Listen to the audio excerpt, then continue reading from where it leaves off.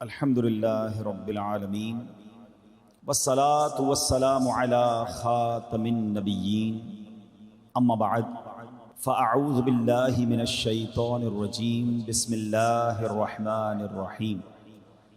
پڑھیے الصلاة والسلام علیک یا رسول اللہ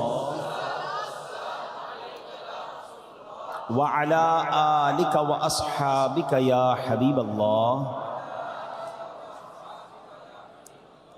الصلاۃ والسلام علیک یا نبی اللہ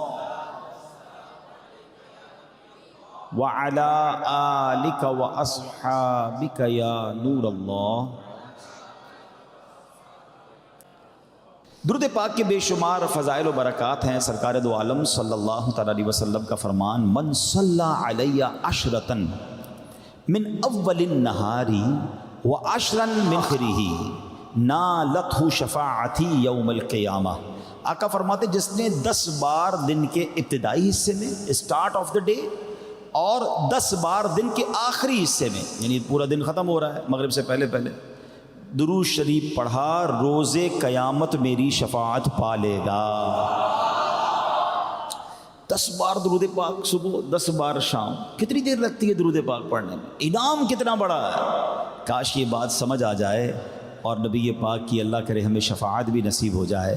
اعلیٰ حضرت لکھتے ہیں نا، تمنا ہے فرمائیں روز محشر، تمنا ہے فرمائیں روز محشر، یہ تیری رہائی کی چٹھی ملی ہے، شفاعت کرے حشر میں جو رضا کی، سوا تیرے کس کو یہ قدرت ملی ہے۔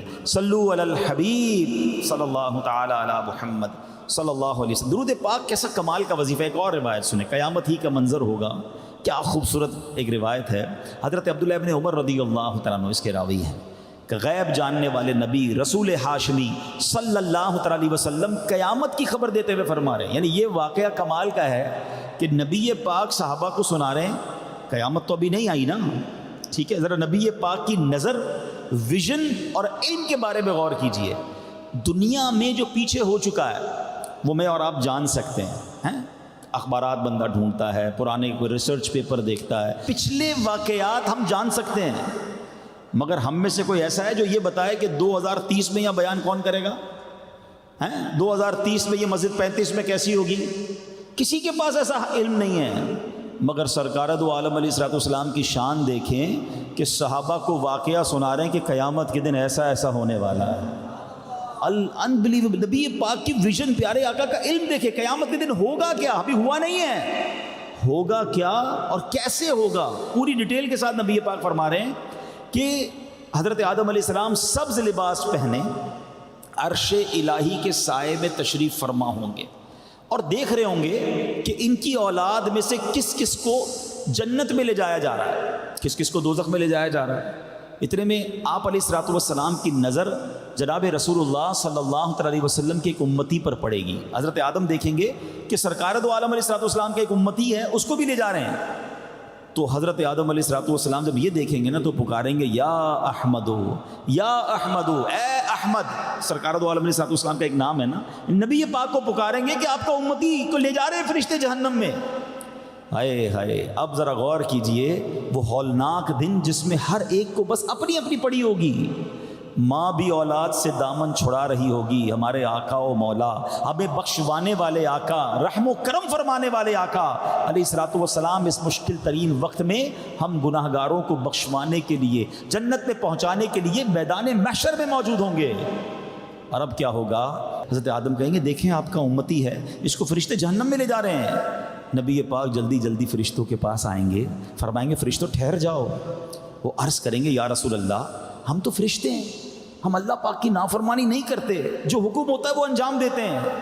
تو نبی پاک علیہ الصلوۃ والسلام غم زدہ ہو جائیں گے، اپنا مبارک ہاتھ سے اپنی داڑھی کو پکڑ کر آپ اللہ کی بارگاہ میں عرش الہی کی طرف رخ کر کے عرض کریں گے، اے میرے رب، کیا تو نے مجھ سے وعدہ نہیں کیا کہ میری امت کے معاملے میں مجھے غمگین نہیں کرے گا؟ فرشتوں کو حکم دیا جائے گا اطیعوا محمدن صلی اللہ علیہ وسلم کہ محمد علیہ الصلوۃ والسلام کی فرما برداری کرو. یہ حکم ملتے ہی کیا ہوگا؟ سبحان اللہ، جیسے ہی یہ حکم ہوگا اب وہ فرشتے نبی پاک علیہ الصلوۃ والسلام کے حکم سے اس بندے کو میزان عمل پر لے کر آئیں گے. نبی پاک فرماتے ہیں میں اپنی جیب سے ایک چھوٹی سی پرچی نکالوں گا، ایک چھوٹا سا سفید کلر کا کاغذ نکالوں گا، بسم اللہ پڑھ کر اس کی نیکیوں کے پلڑے پر رکھ دوں گا. اس کی برکت سے اس بندے کی نیکیوں کا پلڑا بھاری ہو جائے گا. اب کیا ہوگا؟ اب وہ جب فرشتے اس کو جنت میں لے جانے دیں گے، اب تو آرڈر آ جائے گا کہ نیکیاں بڑھ گئی، اب لیٹس گو ٹوورڈ جنت.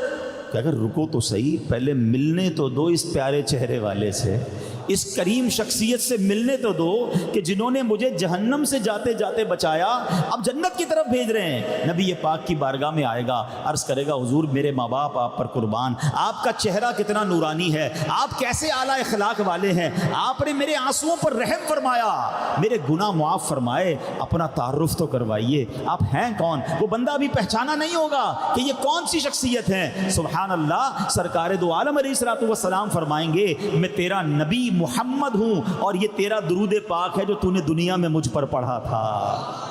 اے میرے امتی، میں نے یہ درود سنبھال کے آج کے دن کے لیے رکھا تھا، اور تیرا پڑھا گیا جو درود تھا وہ میں نے میزان عمل پر رکھا، اور اس کی برکت سے تمہاری نیکیوں کا پلڑا بھاری ہو گیا.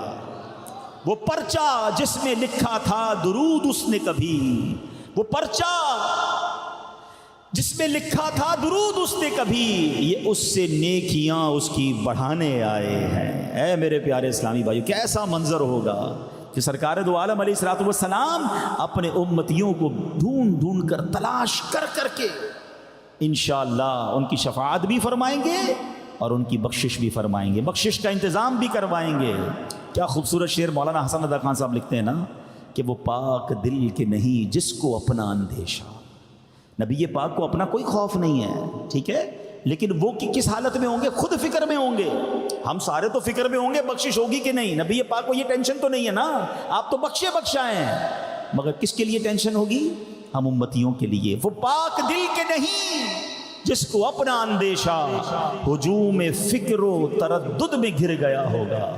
عزیز بچے کو ماں جس طرح تلاش کرے، خدا گواہ یہی حال آپ کا ہوگا. یعنی جس طرح ماں کا بچہ بچھڑ جائے وہ کیسے دیوانہ وار ڈھونڈتی ہے، کہا قیامت کا دن نبی پاک اسی طرح اپنے امتیوں کو تلاش کر رہے ہوں گے.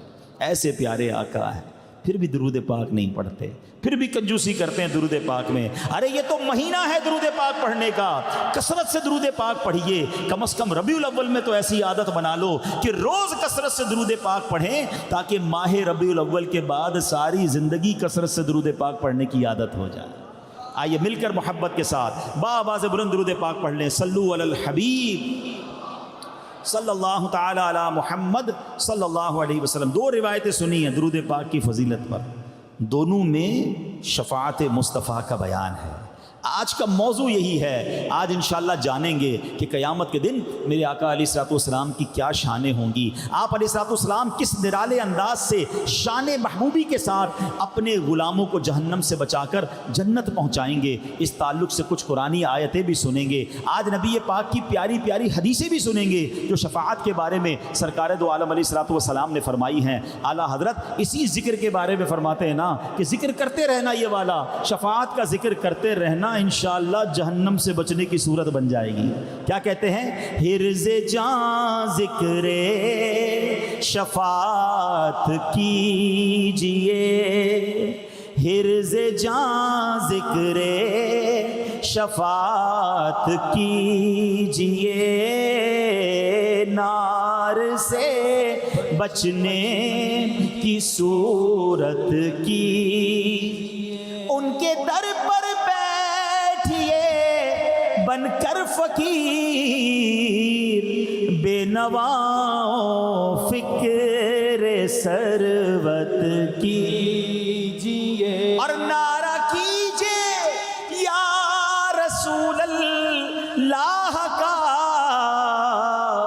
مفلسوں سامان دولت کی. نعرہ رسالت، نعرہ رسالت یا رسول اللہ. ادھر بھی نعرہ لگانا ہے، اور انشاءاللہ یہ نعرہ اتنا پیارا ہے کہ محشر کے دن بھی لگائیں گے۔ خلد میں ہوگا ہمارا داخلہ اس شان سے، یا رسول اللہ کا نعرہ لگاتے جائیں گے۔ سنتے جاؤ، آج جھومنا ہے۔ ہاں، آج محشر کا ایک منظر ہے، وہ بھی سنیں گے۔ قیامت بڑا مشکل دن ہے، ویری ڈیفیکلٹ ڈے، مگر شاعر لکھتے ہیں نا، محشر ہے اگر محشر، محشر ہے اگر محشر، کس بات کا ہم کو ڈر، ہم جن کے ثنا خواں ہیں وہ بھی تو وہاں ہوں گے۔ آقا وہاں ہوں گے نا، تو انشاءاللہ بیڑا پار ہونا ہے۔